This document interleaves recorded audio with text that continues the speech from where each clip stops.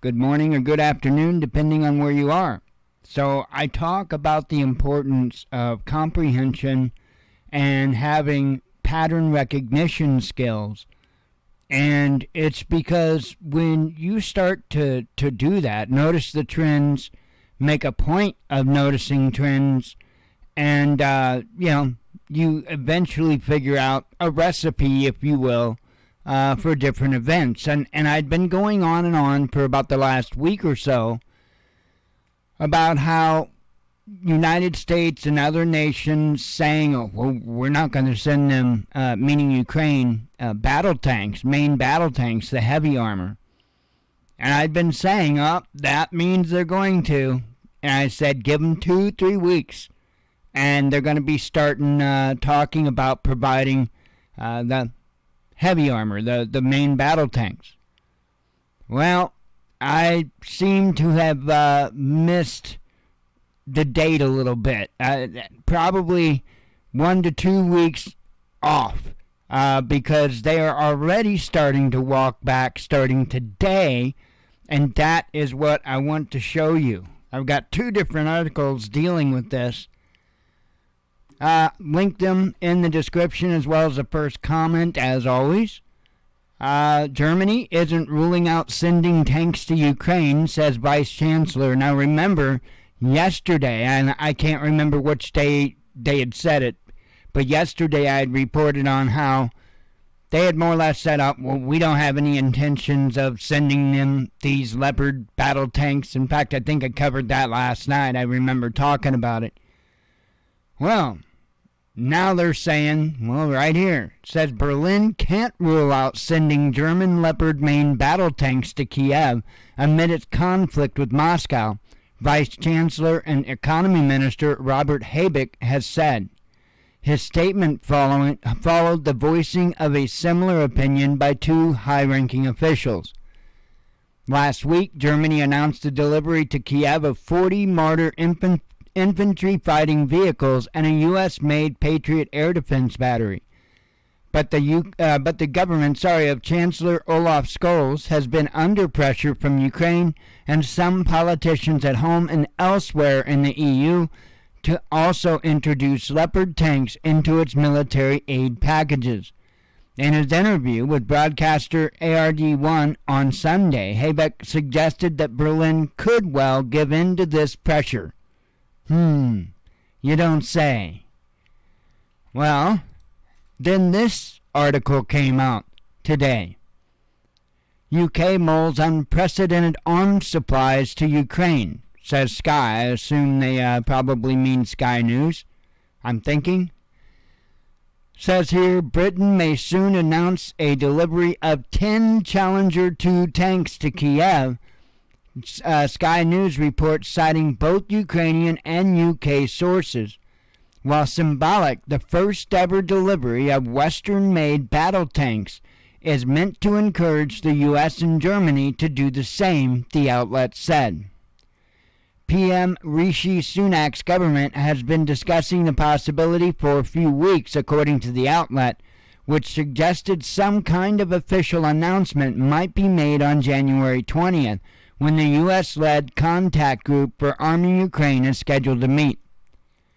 One source said the UK might offer around 10 tanks, described as enough to equip a squadron, while nowhere near enough to turn the tide of the conflict. The move could push other Western countries past the line they have been unwilling to cross.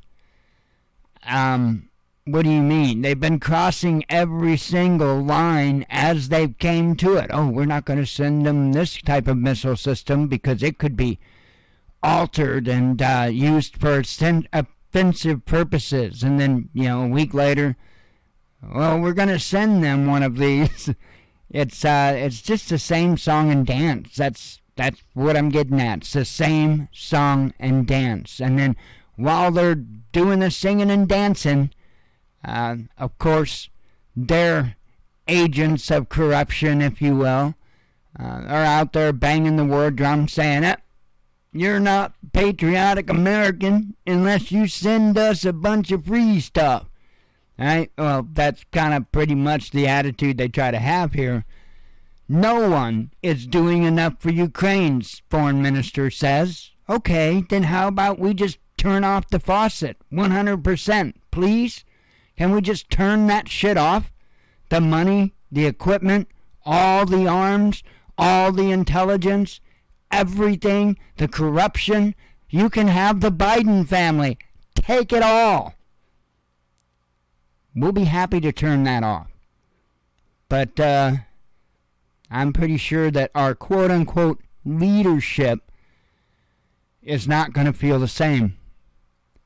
This says Ukrainian Foreign Minister Dmitry Kuleba has urged Kiev's partners to continue funneling military aid into the country, claiming that no one has done enough.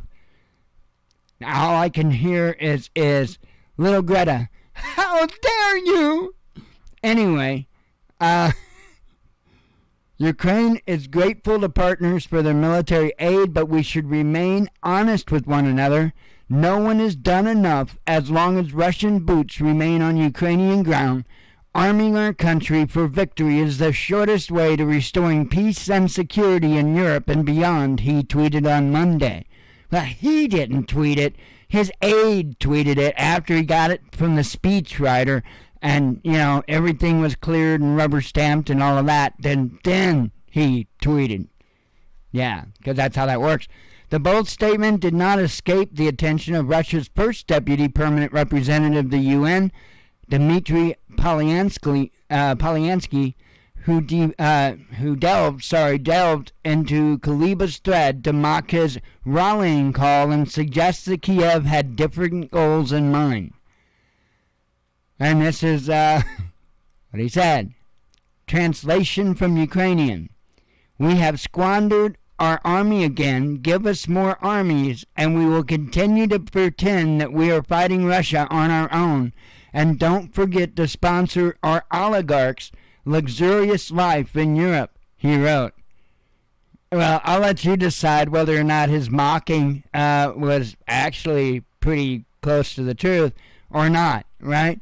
Since the beginning of the ongoing hostilities between Russia and Ukraine, the collective West has poured extensive military aid into the country to prop up Kiev in its fight and compensate for its heavy battlefield losses. The U.S. has been far the biggest supporter of Kiev, having approved more than $100 billion in aid to the country. Yeah, can we turn that shit off, please? Thank you. Shalom.